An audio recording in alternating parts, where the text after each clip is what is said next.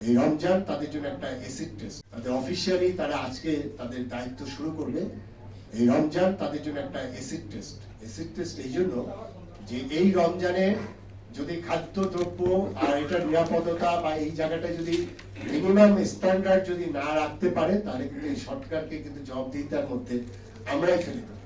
অতএব আমি এই সভা থেকে, এই প্রেস কনফারেন্স থেকে আমি ব্যবসায়ীদেরকেও এটা বলছি, আপনারা দয়া করে রমজানের পবিত্রতা রক্ষার স্বার্থে অন্তত পক্ষে আপনারা যে বিজনেস অবশ্যই করবেন, সেই বিজনেসটা যেন আপনারা ইথিক্যাল বিজনেসটা করেন, নীতি নৈতিকতা বিবর্জিত বিজনেস করবেন না।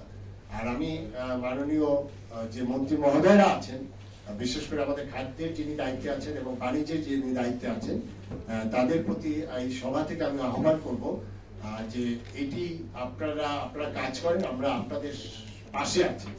আমরা আপনাদের বিপক্ষে কোনো বক্তব্য দেব না, আমরা আপনাদের পক্ষে বক্তব্য দেব, কিন্তু আমরা দেখতে চাই আপনারা সঠিক পথে আছেন। আর সেই অলিগারদের সাথে যদি হাত মেলানো হয় আগের মতো, তাহলে আমাদের বক্তব্য কিন্তু একটু ডিফারেন্ট হবে, এবং সেটা আমরা নাগরিকদের স্বার্থে করব, জাতির স্বার্থে করব, প্রতিটা মানুষের স্বার্থে আমরা এটা করেই যাব, এবং এটার জন্যই আমরা অঙ্গীকারবদ্ধ। আশা করি আমরা মেসেজটা দিতে পেরেছি। আমরা একটি রমজান, সেই রমজানটা, সেই পবিত্র রমজানটাকে আমরা সুন্দরভাবে পালন করতে পারবো।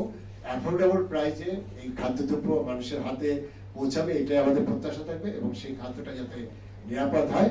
আর শেষ করবো এই কথা বলে, আপনারা রাস্তার পাশে যে ভাজা পোড়া এবং সেখানে মাছি পড়ছে, ধুলা পড়ছে, সেই খাদ্য, সেই ইফতার বর্জন করে আপনারা যেটুকু পারেন, আমরা অন্তত ফল টল যেটা আছে বা বাসায় আমরা চেষ্টা করবো যে একটু ভালো খাবার, নিরাপদ খাবার খাই এবং রমজানে সুস্থ থাকি এবং নিরাপদ থাকি, এই প্রত্যাশা রেখে আমি আমার বক্তব্য শেষ করছি। সবাইকে ধন্যবাদ। আসসালাম।